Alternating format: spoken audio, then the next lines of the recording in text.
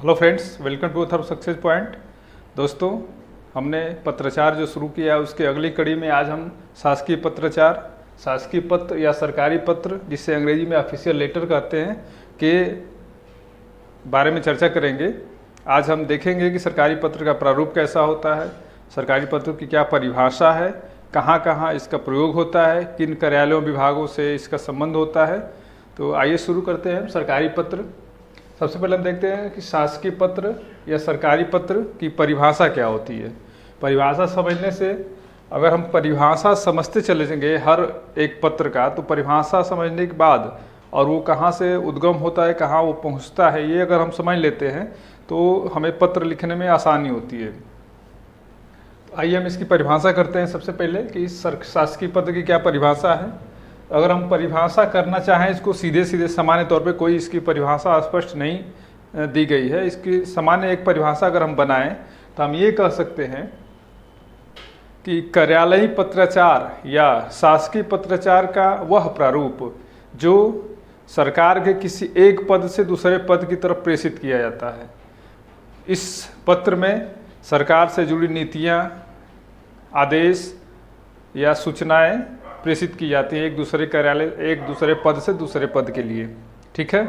अगर इसको हम और दूसरी भाषा में कह सकते हैं तो कह सकते हैं कि शासकीय पत्राचार का वह प्रारूप जिसमें सरकार के निर्णयों, सूचनाओं, नीतियों एवं अन्य प्रकार के सूचनाओं का संप्रेषण सरकार के किसी एक पद से दूसरे पद की तरफ प्रेषित किया जाता है, वह जो है शासकीय पत्र कहलाता है।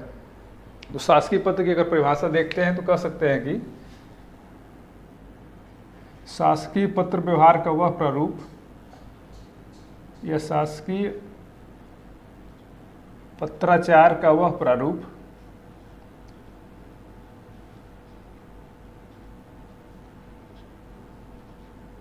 शासकीय पत्राचार का वह प्रारूप जिसमें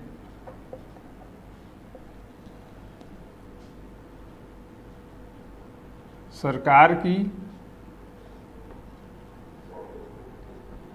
नीतियों,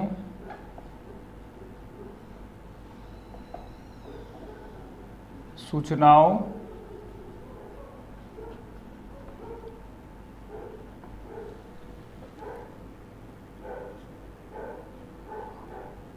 आदेशों एवं योजनाओं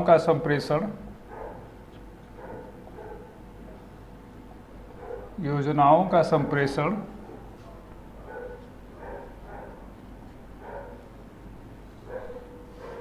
किसी एक पद से दूसरे पद की तरफ किया जाता है। एक पद से दूसरे पद की तरफ, दूसरे पद को किया जाता है। ठीक है। अब ये परिभाषा हम कर सकते हैं, सीधे सीधे परिभाषा हो जाएगी कि शासकीय पत्राचार का वह प्रारूप जिसमें सरकार की नीतियों, सूचनाओं, आदेशों एवं योजनाओं का प्रेषण या प्रेषित किया जाना या उनका पहुंचना किसी एक पद से दूसरे पद को किया जाता है, उसे हम शासकीय पत्र कहते हैं। ठीक है। क्या कह सकते हैं कि शासकीय पत्राचार का वह प्रारूप जिसमें सरकार की नीतियों, सूचनाओं, आदेशों एवं योजनाओं का प्रेषण किसी एक पद से दूसरे पद को किया जाता है। इसमें विशेष ध्यान देने वाली बात यह है कि ये विभाग से विभाग को नहीं भेजा जाता, इस पर हमें विशेष ध्यान देना है। ये केवल एक पद से दूसरे पद को भेजा जाता है। यानी कि जैसे एक विशेष सचिव है या मुख्य सचिव है, ये मुख्य सचिव जो है किसी दूसरे अधिकारी को या किसी, मान लीजिए प्रयागराज के जिलाधिकारी को भेजते हैं, तो यहाँ पे क्या हुआ, एक पद से चला ये पत्र और दूसरे पद के पास पहुँचा। यहाँ पे विभाग का नाम हमने नहीं लिया, हमने केवल कहा कि एक पद से दूसरे पद की तरफ प्रेषित किया जाता है, वो जो है शासकीय पत्राचार कहलाता है।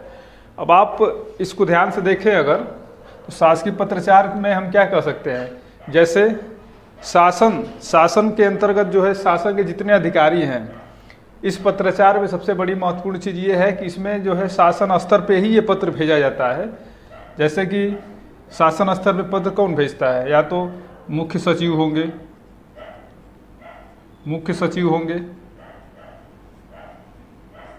सचिव हो सकते हैं, ठीक है, संयुक्त सचिव हो सकते हैं,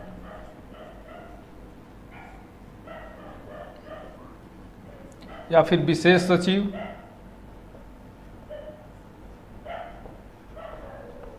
या अनुसचिव। ये शासन के प्रमुख बड़े पदाधिकारी हैं। ये कार्यालय जो हमारे सचिवालय है, उस सचिवालय द्वारा शासन से जुड़ी सारी नीतियों का क्रियान्वयन वहीं से होता है। तो शासन से जुड़े जितने अधिकारी हैं, जैसे मुख्य सचिव हो सकते हैं, सचिव हो सकते हैं, संयुक्त सचिव, विशेष सचिव, अनुसचिव, ठीक है, ये यहाँ से शासन के द्वारा सारे शासन की सूचनाएं, नीतियों को जो है यहाँ से प्रेषित किया जाता है और ये विभिन्न अधिकारियों के पास, विभिन्न विभागों के पदाधिकारियों के पास भेजा जाता है। तो इसमें शासकीय पत्र का ही प्रयोग किया जाता है और किसी पत्र का प्रयोग नहीं किया जाता। इसके अलावा देखिए, अगर भारत सरकार, अब यहाँ पे देखा जाए, अगर भारत सरकार से यहाँ पे राज्य सरकार को कोई पत्र भेजना हो, या एक राज्य सरकार से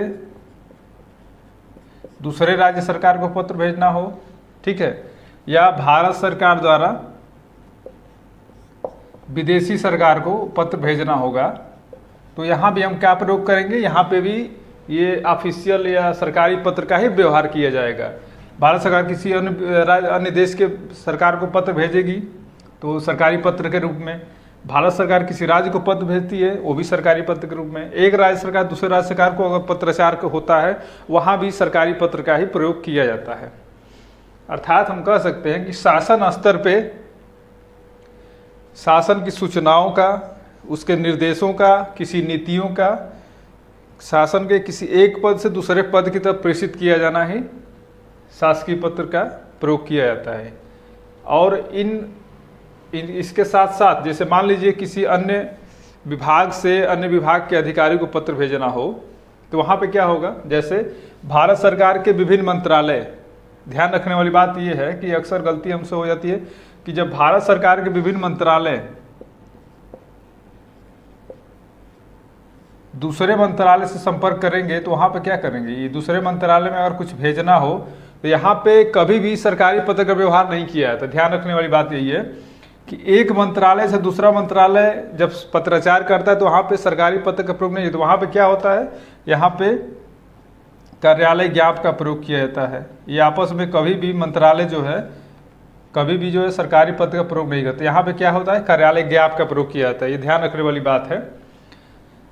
तो इस पे जो है अक्सर गलतियां हो जाती है, क्योंकि ये एक मंत्रालय द्वारा अगर पूछा, अगर आप देखे होंगे कि एग्जाम में लिखने के लिए सीधा से कहा जाता है कि भारत सरकार के एक मंत्रालय द्वारा किसी अन्य मंत्रालय को अगर पत्र लिखना होगा, लिखवाया जाएगा एग्जाम में, अगर वहाँ ऐसा लिखा जाता है कि भारत सरकार के, मान लीजिए कि वित्त मंत्रालय से स्वास्थ्य मंत्रालय को पत्र प्रेषित करना हो, किसी मान लीजिए कोविड-19 के मामले पे कोई पत्र प्रेषित कर, वहाँ पे क्या होगा, एक मंत्रालय दूसरे मंत्रालय को सरकारी पत्र नहीं भेजेगा, वहाँ पे कार्यालय ज्ञापन का प्रयोग किया जाएगा। ठीक है, तो सरकारी पत्र का प्रयोग कहाँ कहाँ किया जा सकता है, या तो एक सरकार के, यानी उत्तर प्रदेश सरकार के विशेष, उत्तर प्रदेश सरकार के नीतियों सूचनाओं का जो है प्रेषण अन्य पदाधिकारियों को किया जाता है, तो वहाँ पे भी हम सरकारी पत्र प्रयोग करते हैं। या तो फिर भारत विदेशी सरकार को पत्र भेजे, या भारत सरकार किसी राज्य सरकार को पत्र भेजे, या एक राज्य सरकार दूसरे राज्य सरकार को पत्र भेजे, यहाँ पे शासकीय पत्र का प्रयोग किया जाता है। ठीक है, इतना हम समझ गए कि शासकीय पत्र का कहाँ कहाँ प्रयोग किया जा सकता है। इसके अलावा अन्य जगहों पे भी शासकीय पत्र का प्रयोग होता है। जैसे मान लीजिए कि प्रयागराज के जिलाधिकारी जो है, प्रयागराज के जिलाधिकारी द्वारा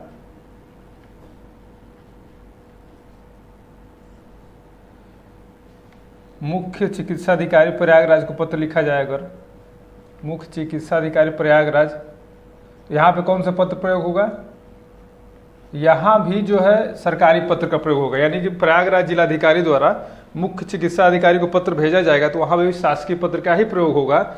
लेकिन शासकीय पत्र के जो लिखने का जो तरीका होगा, जो उसका शुरुआत होगी, उसकी शुरुआत जो होगी वो उसके शब्दों में बदलाव करना होगा।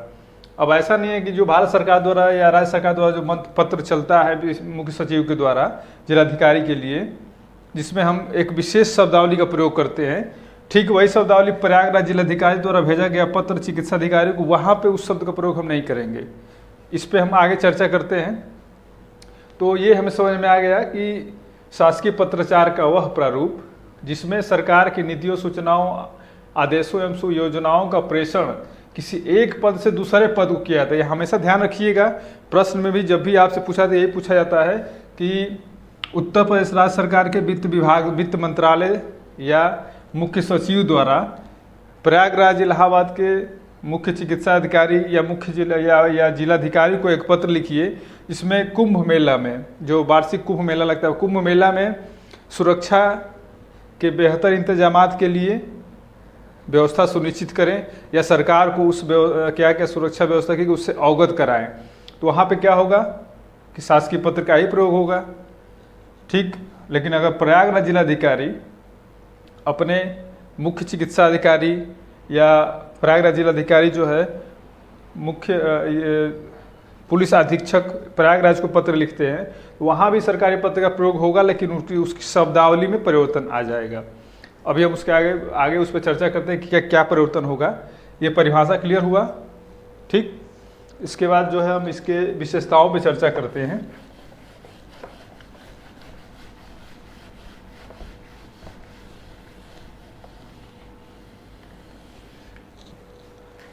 अब विशेषता में क्या है, परिभाषा हमने देख लिया कि क्या परिभाषा है। उसके बाद हम देखते हैं कि उद्गम का क्या मतलब है यहाँ, कि ये पत्र कहाँ से जारी किए जाते हैं और किसके यहाँ पहुँचते हैं। उद्गम और इसका स्रोत, उद्गम क्या है। उद्गम में इसको हम क्या देख सकते हैं कि सरकारी पत्र का उद्गम कहाँ होता है, तो सरकार के या शासन के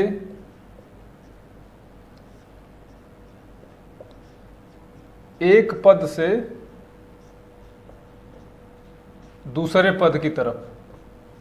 ठीक है, यहाँ देखिएगा हमेशा ये पद शब्द यूज किया गया है, कहीं भी व्यक्तिगत पत्राचार के रूप में इसका प्रयोग नहीं किया है। जैसे मान लीजिए जिलाधिकारी यहाँ के हैं, इन्होंने अन्य राज्य के जिले के जिलाधिकारी को पत्र लिखा, तो वहाँ पे व्यक्तिगत पत्र के रूप में कहीं भी नहीं, यहाँ पे केवल पद की बात की गई है।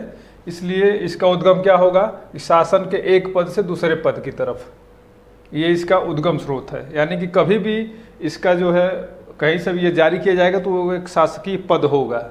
ये उद्गम की बात हमने कर ली। इसके बाद संचालन की बात कर, संचालन का मतलब क्या होता है कि इस पत्र का संचालन किस तरह का होता है, एक दिशीय होता है या द्विदिशीय होता है। तो शासकीय पत्र जो है इसमें छोटे बड़े पद की बात नहीं होती। अगर मुख्य सचिव अगर पत्र लिखते हैं जिलाधिकारी को, तो जिलाधिकारी द्वारा भी मुख्य सचिव को पत्र लिखा जा सकता है, वो भी शासकीय पत्र ही होगा। ठीक है, इसका मतलब इसका क्या होगा, संचालन क्या होगा, इसका संचालन द्विदिशीय होगा या द्विआयामी कह सकते हैं इसको हम। ये पत्र जो है वरिष्ठ से कनिष्ठ और कनिष्ठ से वरिष्ठ दोनों दिशा में किया जा सकता है, कनिष्ठ से वरिष्ठ।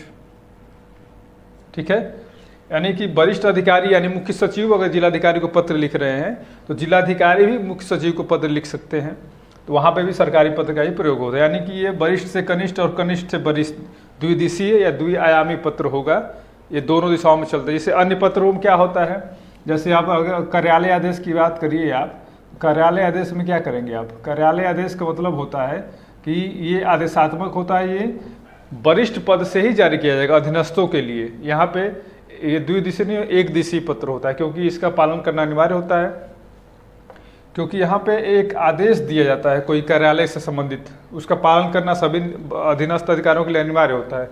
यहाँ पे क्या है कि यहाँ पे आदेश नहीं दिया जा रहा है, यहाँ पे हमने परिभाषा में देखा कि किसी सूचना का या किसी नीति विषयक सूचना या किसी आदेश का या निर्देश का जो है सब प्रेषण किया जाता है एक पद से दूसरे पद की तरफ, या सरकार से संबंधित जितनी योजनाएं हैं, नीतियां, सबके बारे में अन्य पदाधिकारियों को बताया जाता है जानकारी के लिए। तो वहाँ पे क्या है कि यहाँ पे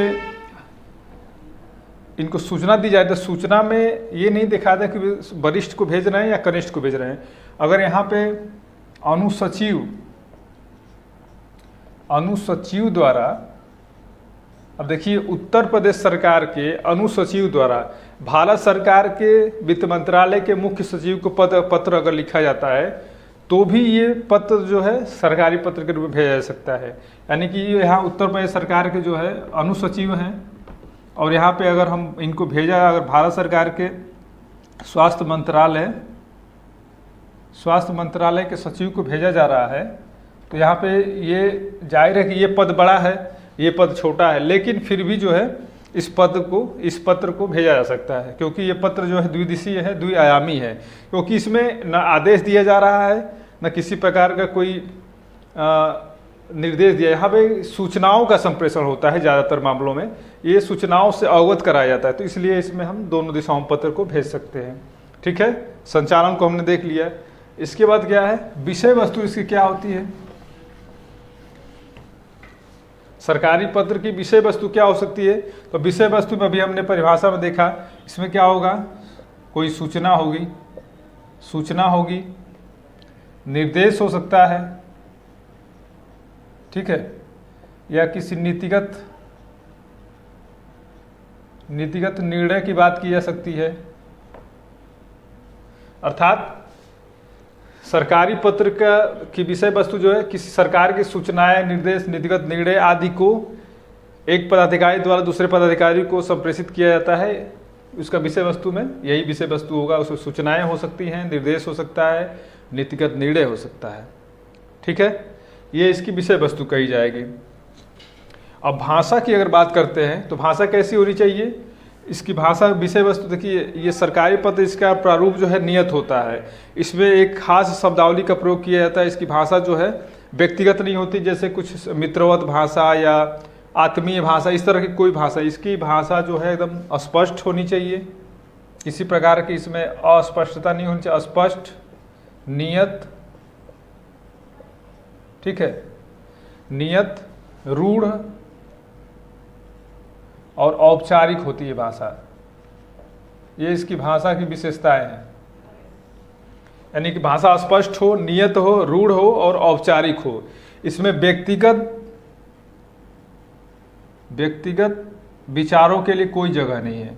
सरकारी पत्र में व्यक्तिगत विचारों के लिए कोई जगह नहीं है। यहाँ पे इसकी भाषा एकदम नियत होती है, औपचारिक होती है।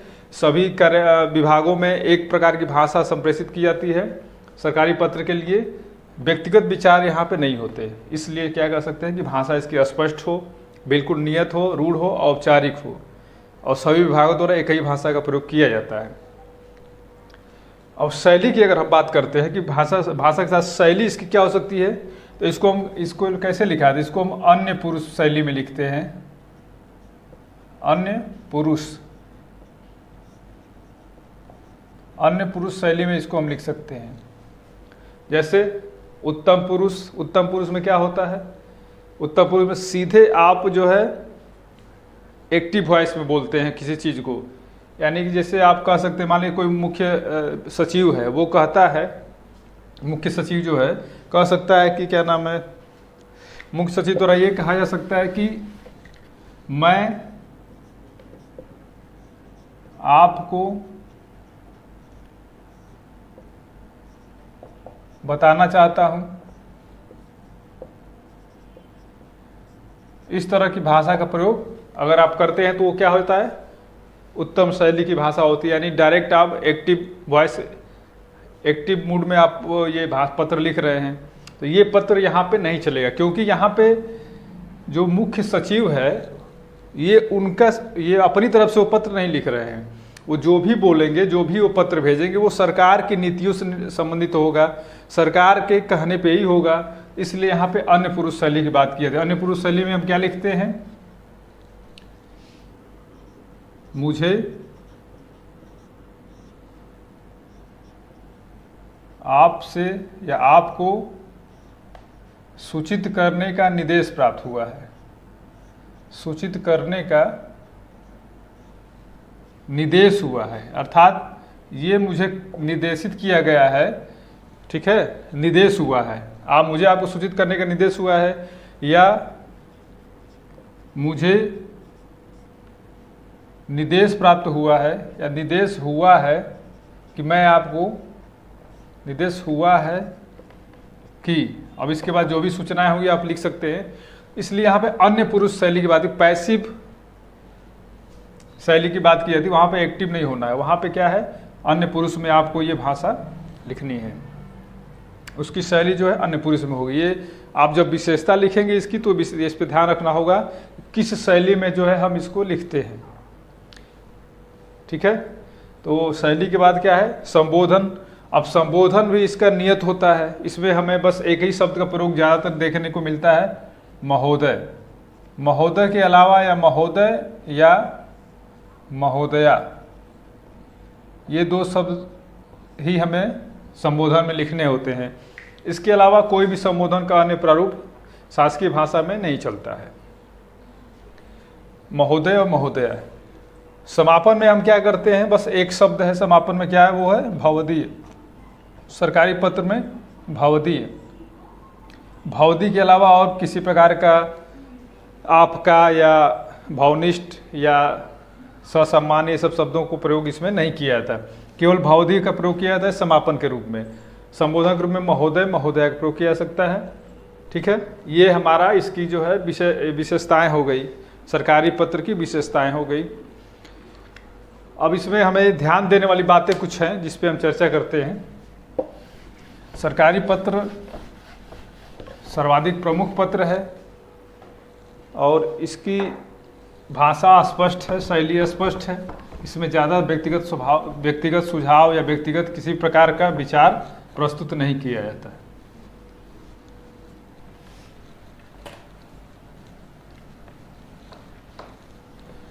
अब इसमें जो ध्यान देने वाली बात है वो उस पर हम चर्चा करते हैं। सबसे प्रमुख बात ये है कि सरकारी पत्र जो है, देखिए यहाँ पे सरकारी पत्र जो है, कोई भी सरकारी पत्र जो है, राज्यपाल, ठीक है, मंत्रिमंडल, मंत्रिपरिषद,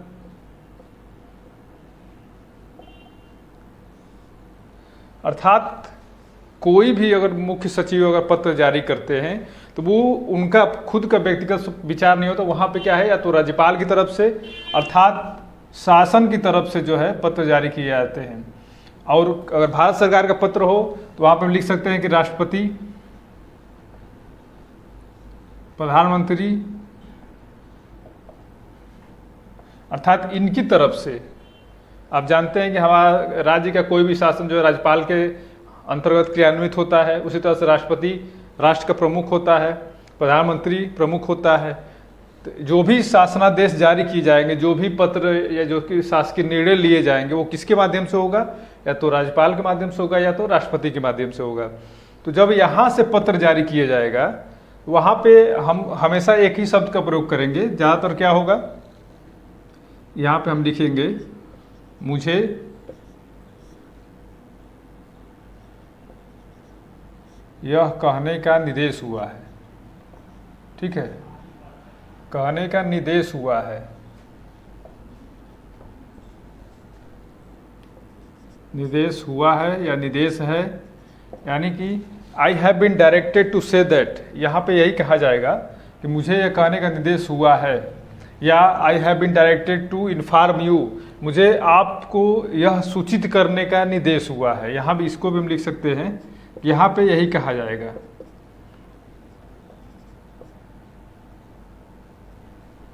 क्योंकि आपने जो पढ़ा होगा अगर ग्रामर में, वहाँ पे एक्टिव और पैसिव वॉइस पढ़ाया जाता है। जब हम कोई पद एक्टिव वॉइस से पैसिव वॉइस में चेंज करते हैं तो वहाँ पे अगर मान लीजिए कहा जाता है कि ही सेड या ही से, तो यहाँ पे हम क्या कहेंगे, अगर इसको हम बदलना चाहें तो क्या कहेंगे, अब सीधे इसका हम थर्ड फॉर्म लगा देंगे। तो इसी तरह से यहाँ पे मुझे कहने का निर्देश हुआ है, मतलब कि I have been directed to say that या टू इन्फॉर्म दैट, इस तरह की बातें की जाएंगी, यानी कि हमेशा पैसिव मोड में ही जो है सरकारी पत्र लिखे जाएंगे। अभी इसके बाद देखिए, अब यहाँ मैं जो बताना चाह रहा हूँ वो मुख्य बात ये है कि अगर ये पत्र शासन स्तर से चला है, राज्यपाल द्वारा, राष्ट्रपति द्वारा चला है, तो इसमें हमें ये कहना चाहिए कि मुझे यह कहने का निर्देश हुआ है। लेकिन मान लीजिए अगर एक पत्र जो है शिक्षा निदेशालय, शिक्षा निदेशक, प्रयागराज, ये पत्र भेजते हैं अगर बेसिक शिक्षा अधिकारी प्रयागराज को, तो यहाँ पे क्या होगा, ये भी तो एक पद से दूसरे पद की तरफ पत्राचार किया जा रहा है, ठीक है। या यहाँ पे देख सकते हैं कि जिलाधिकारी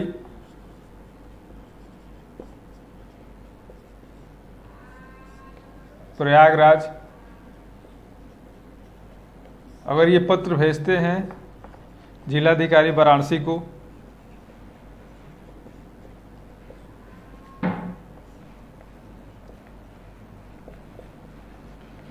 अगर ये जिलाधिकारी प्रयागराज जिलाधिकारी वाराणसी को पत्र भेजते हैं, या शिक्षा निदेशक प्रयागराज बेसिक शिक्षा अधिकारी प्रयागराज को पत्र भेजते हैं, तो ये भी तो सरकारी पत्र का ही प्रारूप है, क्योंकि यहाँ पे भी ये दो पद हैं, यहाँ भी दो पद हैं, पद से पद की तरफ पत्रों का संप्रेषण हो रहा है, तो ये भी ऑफिशियल लेटर ही होगा। लेकिन अब हमें ध्यान देने वाली बात यह है कि ये शब्द है कि मुझे यह कहने का निर्देश हुआ है, अब इस शब्द को अगर हम यहाँ प्रयोग करते हैं, शिक्षा निदेशक प्रयागराज या बेसिक शिक्षा अधिकारी जो पत्र लिखते हैं, या जिलाधिकारी प्रयागराज जिलाधिकारी वाराणसी को पत्र लिखते हैं, अगर हम ये कहें कि मुझे यह कहने का निर्देश हुआ है, अब इन्हें निर्देश तो नहीं मिला है। अगर मान लीजिए जिलाधिकारी या शिक्षा निदेशक प्रयागराज अगर ये कहना चाह रहे हो बेसिक शिक्षा अधिकारी प्रयागराज से कि प्राथमिक विद्यालयों में अध्यापकों की उपस्थिति जो है, सूचना मिली है कि अध्यापकों की उपस्थिति बहुत कम रह रही है, या मिड डे मील जो भोजन है उसकी गुणवत्ता अच्छी नहीं है, इस पे भी ध्यान देने के लिए बेसिक शिक्षा अधिकारी को और ये सूचित करते हैं प्रयागराज के शिक्षा निदेशक, तो क्या ये इन्हें निर्देशित किया गया है उत्तर प्रदेश सरकार के शासन द्वारा? नहीं किया गया है, ये अपने तरफ से ये पत्र लिख रहे हैं इनको। तो यहाँ पे अगर हम ये शब्द प्रयोग करें कि मुझे यह कहने का निर्देश हुआ है, तो ये शब्द गलत हो जाएगा, क्योंकि इन्हें उत्तर प्रदेश शासन द्वारा या राज्यपाल महोदय द्वारा या राष्ट्रपति द्वारा किसी प्रकार के कोई सूचना इनको कहने का निर्देश नहीं किया गया है। ये डायरेक्टेड नहीं किए गए हैं कि आप इस बात को बेसिक शिक्षा अधिकारी से कहें। ये इनका पदीय दायित्व तो है कि ये जो है ये मिड डे मील की व्यवस्था सुधारने के लिए या शिक्षकों की उपस्थिति को बढ़ाने के लिए ये इनको पत्र लिख रहे हैं। तो ये पत्र ये अपने मन से लिख रहे हैं, तो ये सरकारी पत्र तो होगा, लेकिन यहाँ पे इनको निर्देश नहीं मिला, ये इस शब्द का प्रयोग नहीं कर सकते। ना ही ये जिलाधिकारी प्रयागराज जिलाधिकारी वाराणसी को अगर मान लीजिए कि ये उत्तर प्रदेश जिलाधिकारी प्रयागराज जिलाधिकारी वाराणसी को सावन के मेले में जो देखा होगा आपने कि ये जो कांवरिया जो चलते हैं उनके लिए एक रास्ते पे ट्रैफिक की जो यातायात सुविधा को नियंत्रित किया जाता है, अगर उसके लिए पत्र लिखते हैं तो इन्हें राज्य सरकार द्वारा निर्देशित नहीं किया गया। ये इन दोनों अधिकारियों का आपस में समन्वय वाली बात है कि किस तरह से हम ट्रैफिक को नियंत्रित करें। तो यहाँ पे इनको भी निर्देशित नहीं किया गया मुख्यमंत्री या राज्यपाल महोदय द्वारा। तो यहाँ भी निर्देश करने का शब्द अगर ये लगाते हैं तो ये गलत हो जाएगा। तो हमें इस बात पर ध्यान रखना है कि अगर कहीं पत्र इस तरह का पूछा जाए, पूछा भी गया है पीसीएस में कि प्रयागराज इलाहाबाद के जिलाधिकारी द्वारा इलाहाबाद के पुलिस उपाधीक्षक को एक पत्र लिखा जाए जिससे कि सिनेमा हॉलों के आसपास जो है जो आवारागर्दी टाइप के लोग होते हैं उनको उनका जो इकट्ठा होना ये प्रतिबंधित किया जाए, उस पर ध्यान दिया जाए। तो इस तरह की पत्र या फिर रोडवेज संचालक निदेशक द्वारा अगर पुलिस अधीक्षक इलाहाबाद को पत्र लिखा जा रहा है कि रोडवेज पे ये सुरक्षा की व्यवस्था की जाए, तो यहाँ पे ये अपने मन से पत्र लिख रहे हैं, अपनी तरफ से पत्र लिख रहे हैं, तो इनको निर्देश करने का अधिकार नहीं मिला है, इनको किसी ने निर्देशित नहीं किया है। तो अगर यहाँ पे हम ये शब्द यूज करेंगे निर्देश शब्द तो गलत हो जाएगा। तो अब यहाँ भी शिक्षा ये सरकारी पत्र है, तो यहाँ पे हम क्या कर सकते हैं, इसको हम समझ लेते हैं। अब यहाँ पे हम स्पष्ट ये नहीं लिखें मुझे यह कहने का निर्देश हुआ है। अब यहाँ पे हमें ये लिखना है कि मुझे आपको सूचित करना है, यहाँ पे हम सीधे यही लिखेंगे, मुझे आपको सूचित करना है। अब हमारी लाइन जो है यहाँ बदल जाएगी, यहाँ निर्देश नहीं मिला है, ये अपनी तरफ से पत्र लिखे, तो इनको बस यही लिखना है कि मुझे आपको सूचित करना है कि प्राथमिक विद्यालयों में मिड डे मील भोजन की व्यवस्था गुणवत्ता अच्छी नहीं है, इसलिए बेसिक शिक्षा अधिकारी के तौर पे आपका पदीय दायित्व है या फिर सुरक्षा, आप मिड डे मील भोजन को अच्छी व्यवस्था गुणवत्ता वाले भोजन सामग्री उपलब्ध कराएं और उसका निगरानी करें। तो ये हम कह सकते हैं मुझे आपको सूचित करना है, या मुझे आपसे कहना है, ये भी लिख सकते हैं कि मुझे आपसे कहना है, मुझे आपसे यह कहना है, या हम लिख सकते हैं कि मुझे आपको यह बताना है। इस तरह के शब्द का प्रयोग करेंगे हम। यहाँ निर्देश शब्द का प्रयोग किसी भी प्रकार से भूल कर भी नहीं करेंगे। तो इस पे जब हम पत्र लिखना हो, जब एग्जाम में पत्र आए, तो हमें ध्यान रखना होगा कि हम ये जो, जैसे एक तो प्रारूप बनाने की बात अगर आती है तो अलग बात है। अब आप देख रहे हैं कि आयोग द्वारा सीधे सीधे कहा जाता है, और पीसीएस के एग्जाम में तो स्पष्ट लिखा ही जाता है कि भारत सरकार के अमुक मंत्रालय के मुख्य सचिव द्वारा उत्तर प्रदेश सरकार के पुलिस अधीक्षक, उत्तर प्रदेश सरकार के पुलिस महानिदेशक को सुरक्षा व्यवस्था या आतंकवाद की कोई सूचना हो उसके संदर्भ में कोई पत्र लिखने के लिए कहा जाता है। यानी आयोग आपको विषय बता देता है, उस विषय के अनुसार आपको प्रारूप तैयार करना होता है, लिखना होता है। तो वहाँ पे हमें ध्यान देना है कि ये किसके द्वारा जो है पत्र, किसके द्वारा किसको लिखा जा रहा है। अगर शासन द्वारा लिखा जा रहा है तो वहाँ मुझे निर्देश हुआ है कहेंगे। अगर किसी अधिकारी द्वारा लिखा जा रहा है तो वहाँ पे हमें क्या करना होगा, मुझे आपको सूचित करना है या मुझे आपसे यह कहना है, इन शब्दों का प्रयोग करेंगे। भूल से भी हम निर्देश शब्द जो है यहाँ पे नहीं, अर्थात जो हमारे कॉन्सेप्ट में या किताबों में इस तरह की बातें अक्सर मिल जा रही हैं कि जहाँ सरकारी पत्र आया, प्रारूप जहाँ बना, वहाँ बस यही एक शब्द मिलेगा कि मुझे यह कहने का निर्देश हुआ है। हर पत्र में यही लिखा जा रहा है। अब चाहे वो डीएम से डीएम को पत्र भेजा जा रहा हो या सचिव से डीएम को पत्र भेजा जा रहा हो, तो हमें इस पे ध्यान रखना होगा कि ये गलती हम न करें, क्योंकि जब भी निर्देश मिलता है तो उस सचिव के माध्यम से। निर्देश का पत्र तभी होगा जब वो पत्र चलेगा मुख्य सचिव के द्वारा या फिर विशेष सचिव होंगे, ठीक है, या संयुक्त सचिव होंगे या फिर अनुसचिव होंगे। यानी कि सचिव के स्तर पे अगर कोई पत्र चलता है तभी हम मानते हैं कि वो पत्र इन्हें निर्देशित किया गया है शासन द्वारा। अर्थात ये जो निर्देश करने की हम बात करेंगे तो सीधा सीधा इसका मतलब है कि ये पत्र जो है राज्यपाल के द्वारा या मुख्यमंत्री के द्वारा या राष्ट्रपति द्वारा या प्रधानमंत्री द्वारा निर्देशित किया गया है, तब इन्होंने कहा है कि मुझे निर्देश मिला है। तो शासन के स्तर पर जब होगा तो हम ये लिखेंगे। अगर शासन के स्तर पर न होगा, किन्हीं दो अधिकारियों के बीच होता है, तो वहाँ पे हमें सीधे सीधे ये लिखना है, मुझे आपको सूचित करना है, मुझे आपसे कहना है, या मुझे आपको बताना है, या मुझे आपसे इस विषय में। अच्छा शब्द इसके लिए ये हो सकता है कि मुझे आपको अवगत कराना है। ये शब्द जो है अगर हम अक्सर कुछ विशेष शब्दों का प्रयोग करें तो हमारा उत्तर और बढ़िया माना जाएगा, क्योंकि इसकी शब्दावली अभी हमने पढ़ा कि रूढ़ होती है, स्पष्ट होती है, नियत होती है भाषा। इसलिए अगर मुझे आपको अवगत कराना है या मुझे आपका ध्यान इस विषय पे इंगित करना है, इस तरह के अगर हम शब्दों का प्रयोग करेंगे तो हमारा जो पत्र होगा वो अच्छा माना जाएगा और मार्क्स आपको अच्छे नंबर मिल जाएंगे। तो हमेशा कुछ शब्द हैं जो सरकारी पत्र प्रयोग किया तो उसको हमें याद रखना होगा, उसको हमें जानना होगा। ये शब्दावलियाँ आपको हमारे टेलीग्राम चैनल पे उपलब्ध हो जाएंगी, आप वहाँ से डाउनलोड कर सकते हैं, ठीक है। तो ये हमने देखा कि शासकीय पत्र के कैसे इसको लिखा जाता है। अब इसके बाद हमने इसकी भाषा शैली देख ली, इसकी विशेषताएं देख ली। अब हम एक पत्र को तैयार करते हैं। प्रारूप पे चर्चा तो हमने कल कर ली थी, लेकिन फिर भी एक पत्र जो है तैयार करते हैं, उस पर हम दिखाते हैं कि कैसे सरकारी पत्र पे हम लोग ध्यान देंगे।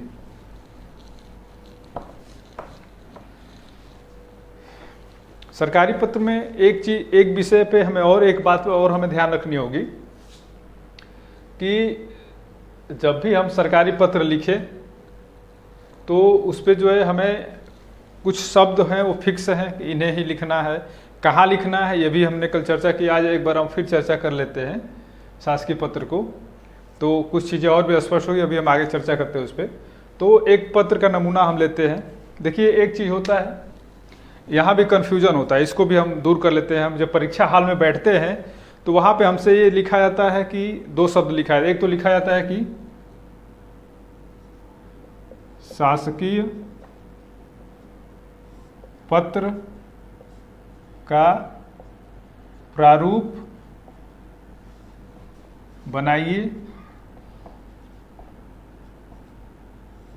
या फिर लिखा जाता है शासकीय पत्र का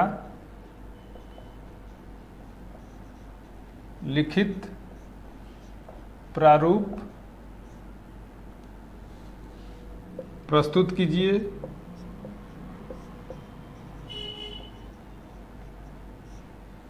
या प्रारूप लिखिए। ठीक है, इसमें कन्फ्यूजन कहाँ हमें वहाँ पे होता है कि हम प्रारूप बना करके केवल छोड़ दें स्थानों को इंगित करके, या पूरा विषय सहित लिखें, इस पे हमें कन्फ्यूजन बना रहता है। तो हम इसको दूर कर लेते हैं। देखिए जब भी आपसे लिखित प्रारूप बनाने की बात की जाएगी परीक्षा हाल में, अर्थात लिखित प्रारूप बनाइए, तो हम केवल खाका तैयार कर देंगे, प्रारूप तैयार करके छोड़ सकते हैं।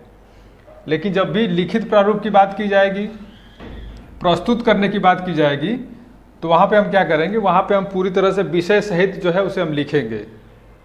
और प्रस्तुत कीजिए, प्रारूप लिखिए, जहाँ भी लिखिए शब्द आएगा तो वहाँ पे हम विषय सहित उसको पूरा लिखेंगे। वहाँ पे हम केवल खाका बना करके नहीं छोड़ेंगे। लेकिन केवल प्रारूप बनाइए की जब बात की जाएगी, कहा जाएगा कि शासकीय पत्र या कार्यालय आदेश का प्रारूप बनाइए, तो वहाँ पे हम प्रारूप बना करके छोड़ सकते हैं। लेकिन जब भी पूछा जाए कि लिखित प्रारूप बनाइए या लिखित प्रारूप प्रस्तुत कीजिए या प्रारूप लिखिए, तो वहाँ पे हम विषय सहित उसको पूरा एक नमूना के रूप में लिखेंगे। ये कंफ्यूज होने की बात नहीं है। यहाँ पे अक्सर एग्जाम में कंफ्यूज होता है कि हम बनाएं या छोड़ दें, इसी तरह खाका बना के। जब बनाने की बात होगा तो छोड़ दिया जाएगा, और जब लिखित प्रारूप की बात की जाएगी या प्रारूप प्रस्तुत लिखने की बात की जाएगी, तो वहाँ पे हम जो है पूरे विषय वस्तु के साथ लिखेंगे। इसे ध्यान दीजिएगा।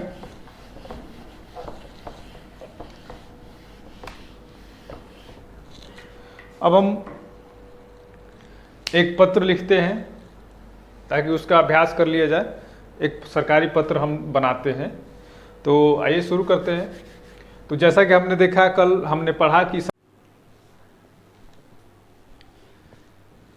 शासकीय पत्र का प्रारूप हम देखते हैं, और इस पे हमने एक प्रारूप तैयार किया। इसको हम देखते हैं, इसके बाद समझ जाएंगे कि क्या प्रारूप होता है और क्या लिखित प्रारूप होता है। ठीक है, तो हमने शासकीय पत्र जो है, ये हमारा शासकीय पत्र की संख्या दाहिने में, ठीक है, दाहिने में शासकीय पत्र संख्या रहेगी। यहाँ पे हमारा प्रेषक होगा, इसको थोड़ा सा हम और ऊपर लिखते हैं क्योंकि संख्या और प्रेषक में थोड़ा सामने है, लेकिन थोड़ा सा ऊपर होना चाहिए।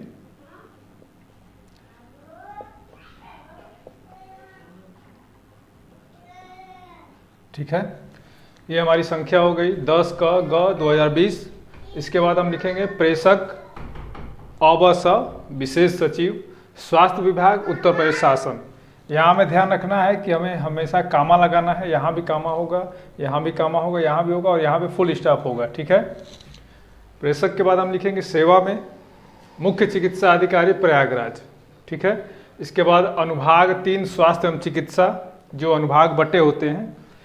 यहाँ हमने लिखा, यहाँ पे हमने दिनांक और स्थान और दिनांक, ठीक, इसे अनुभाग के सामने लखनऊ, दिनांक 20 अप्रैल 2020। ठीक है, विषय क्या है कि कोविड-19 की टेस्टिंग हेतु RT-PCR लैब, RT-PCR जो टेस्ट करने के लिए लैब चल रहा था, आपने देखा होगा। कोविड-19 जो कि चर्चा में है और इस समय बीमारी बनी हुई लगता है, इसलिए हो सकता है कि कोविड-19 पे ही हमें पत्र लिखने को आ जाए। इसलिए हमें इस उदाहरण के रूप में लिया है। विषय क्या हमारा है? कोविड-19 की टेस्टिंग हेतु RT-PCR लैब की स्थापना के संदर्भ में। किस संदर्भ में? RT-PCR लैब की स्थापना के संदर्भ में। ठीक है, यहाँ तक हो गया हमारा। यानी प्रेषक अवश्य विशेष सचिव स्वास्थ्य विभाग उत्तर प्रदेश शासन, यानी कि ये शासन की तरफ से पत्र आया हुआ विशेष सचिव द्वारा। सेवा में कौन है? मुख्य चिकित्सा अधिकारी प्रयागराज। ठीक है, विषय क्या है? कोविड-19 की टेस्टिंग हेतु RT-PCR लैब की स्थापना के संदर्भ में। अब यहाँ से महोदय लिखेंगे हम। महोदय, मुझे आपके पत्र संख्या 20 दिसंबर पत्र संख्या ... दिनांक 20 अप्रैल 2020 के संदर्भ में यह कहने का निर्देश हुआ है। अर्थात ये मुख्य चिकित्सा अधिकारी द्वारा पहले कोई पत्र भेजा गया रहा होगा, ये उसकी संख्या है और ये दिनांक है। इसी संदर्भ में विशेष सचिव द्वारा जवाब दिया जा रहा है। क्या जवाब दिया जा रहा है?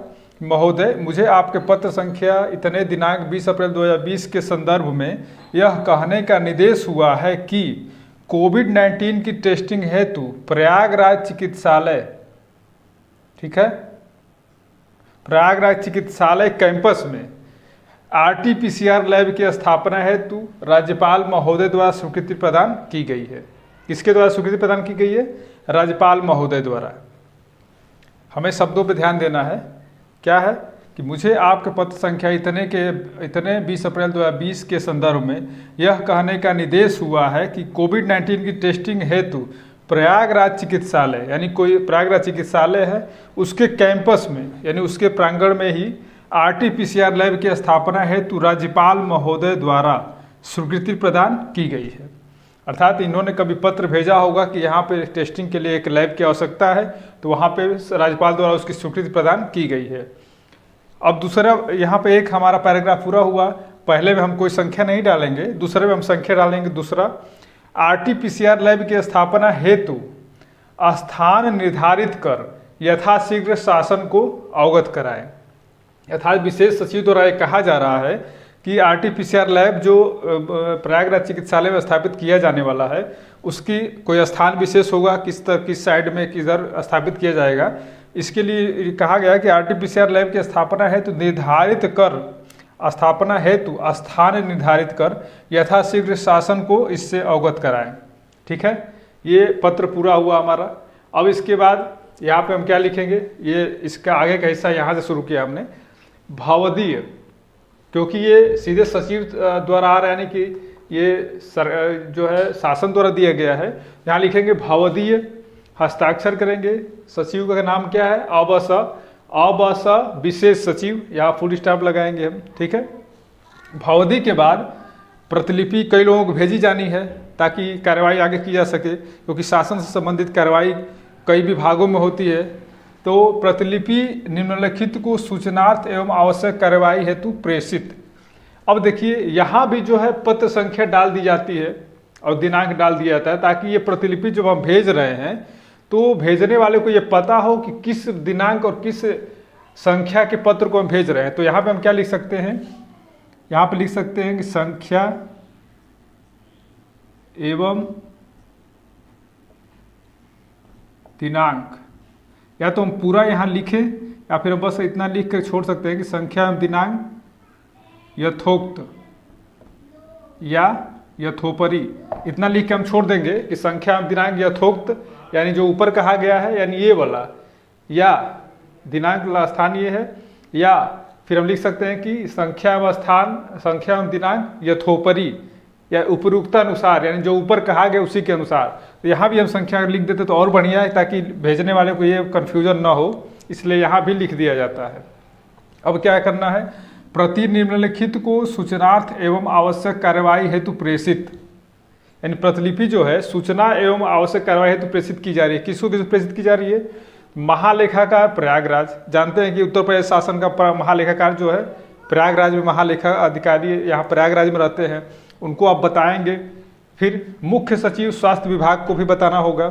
इसके बाद वित्त सचिव, क्योंकि उसके लिए जो वित्त पारित किया जाएगा, वित्त प्रेषित किया जाएगा, उन्हें भी बताना होगा, तभी वित्त आवंटन किया जाएगा ताकि अस्पताल बनाया जा सके, टेस्टिंग लैब। तो वित्त सचिव उत्तर प्रदेश लखनऊ को बताया जाएगा। गार्ड फाइल में भेजा जाएगा। गार्ड फाइल जिसमें रिकॉर्ड को रखा जाता है वो, और एक अब नया है बना है कंप्यूटर सेल, क्योंकि नया नहीं मतलब काफ़ी दिनों से। अब एक फाइलों को आप जानते हैं कि डिजिटली भी रखा जाता है, एक तो गार्ड फाइल में रख दी जाएगी, एक डिजिटली भी रहती है, तो कंप्यूटर सेल को भी हम भेज देंगे प्रतिलिपि, ताकि कंप्यूटर में भी ये फिट किया जा सके। आज्ञा से हस्ताक्षर क ख ग और अनुसचिव, यहाँ पे सचिव थे और ये जो पत्र अनुलिपि जो है अनुसचिव के माध्यम से भेजी जा रही है, इसलिए हमने यहाँ अनुसचिव लिखा। ये हमारा सरकारी पत्र का एक नमूना हुआ और इसी तरह से हम अन्य पत्रों का भी अभ्यास करेंगे, ठीक है। और आपको मानक जो है सरकारी पत्र मानक प्रारूप जो है, प्रारूप के साथ साथ ये उदाहरण के रूप में कई सरकारी पत्र जो है हमारे टेलीग्राम चैनल पे आपको उपलब्ध कराए जाएंगे। आप वहाँ से उसको डाउनलोड करके, या आप शासनादेश upnic.in पे भी जा करके वहाँ से डाउनलोड करके आप देख सकते हैं कि किस तरह से पत्र शासन द्वारा लिखे जा रहे हैं सरकारी पत्र, तो उससे आपकी तैयारी बेहतर हो जाएगी। और इस तरह से हम अपनी तरफ से कई प्रकार के काल्पनिक जो है विषय लिख करके हम बना सकते हैं, कई प्रकार के अभ्यास कर सकते हैं पत्रों का। तो इसको जो है विशेष ध्यान से, हमें बस शब्दों पे हमें विशेष ध्यान देना है कि पत्र किसके द्वारा भेजा जा रहा है, कहाँ भेजा जा रहा है, और शब्द जो है हमें अच्छे शब्द यूज करने हैं जो मानक शब्द हैं, ताकि हमारे जो पत्र लेखन वो एकदम सरकारी पत्र की तरह लगे। क्योंकि अगर हम सामान्य शब्दों का यूज करेंगे जो आम बोलचाल भाषा में, तो वो अच्छा नहीं लगेगा। इसलिए हमें इस शब्द का प्रयोग शब्दों के प्रयोग में थोड़ा सावधानी बरतनी है, और ये जो है अभ्यास से ही आएगा। और आप सरकारी पत्रों को बार बार देखेंगे तो उन शब्दों को आप अपने अनुसार लिख सकते हैं। तो ये हमारा सरकारी पत्र का प्रारूप है। आप हमारे टेलीग्राम चैनल से मानक प्रमाण पत्र, मानक जो है सरकारी पत्र डाउनलोड कर सकते हैं, वहाँ पे अपलोड कर दिया जाएगा। और आपको कोई भी समस्या हो, कोई भी किसी प्रकार की परेशानी हो, तो आप कमेंट बॉक्स में लिख कर बताएँ, और ताकि आपके संबंधित समस्याओं को निदान किया जा सके। तो ये हमारी जो है आज हमने शासकीय पत्र की परिभाषा, उसके विशेषताएं और ये एक प्रारूप देखा। अगली क्लास में हम किसी और पत्र पर चर्चा करेंगे। तब तक के लिए धन्यवाद।